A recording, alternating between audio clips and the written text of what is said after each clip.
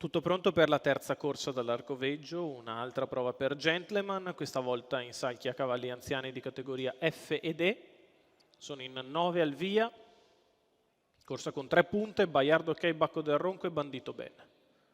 Autostart in movimento, all'1 Frida Spritz, Otello Zorzetto, 2 Eagle Man, Roberto Giannoni, 3 Vaomar, Vittorio Miniero, 4 Baiardo Ok, Luigi Polverino, 5 Camelot Terre, Andrea Orlandi, 6 Bacco del Ronco, Felice Tiene, 7 Castiglione, Alessandra De Vide, 8 Dubai Jet, Pierluca Cecconi, 9 Bandito Ben, Alessio Ferrara. Autostart che raccoglie i concorrenti sulla curva di sinistra, tutti bene allineati. La macchina prende velocità e stacca. Partiti.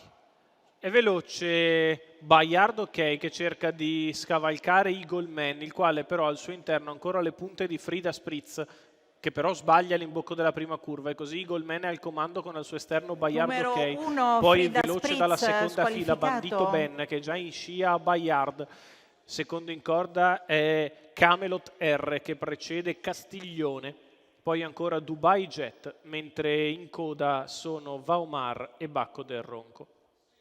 200 iniziali in 14,5, insiste Baiardo Ok che passa a condurre, mentre è in grossa difficoltà Bacco del Ronco.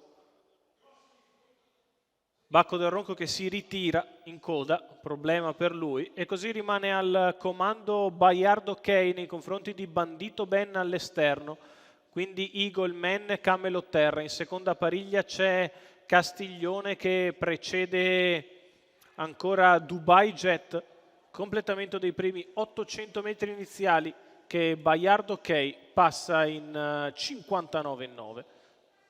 Quindi passo costante sul piede dell'1,15, quello imposto in testa da Luigi Polverino, in salchi al suo Baiardo Ok, all'esterno c'è sempre Bandito Ben, alla corda rimane Eagle Man avanti a Camelot Terre, quindi Castiglione che però non tiene la pariglia, chilometro in 1,14,8, continua sul passo all'esterno Bandito Ben che va all'attacco di Baiardo Ok che prova a difendere, Bandito Ben però l'ha coperto completamente a 400 dal palo, la retta di là ancora in 14,4, frazione in accelerazione da parte di Bandito Ben che sopravanza Baiardo Ok che con la curva prova a rientrare all'avversario, Eagle Man e Camelot Terre a contatto, quando siamo a 200 dal palo perfettamente apparecchiati Baiardo Ok e Bandito Ben, Bandito che insiste, Baiard che prova una strenua difesa, Bandito Ben che però è passato, Bandito Ben tutta strada di fuori, passa e vince nettamente Bandito Ben su Baiardo Ok al terzo Eagle Man.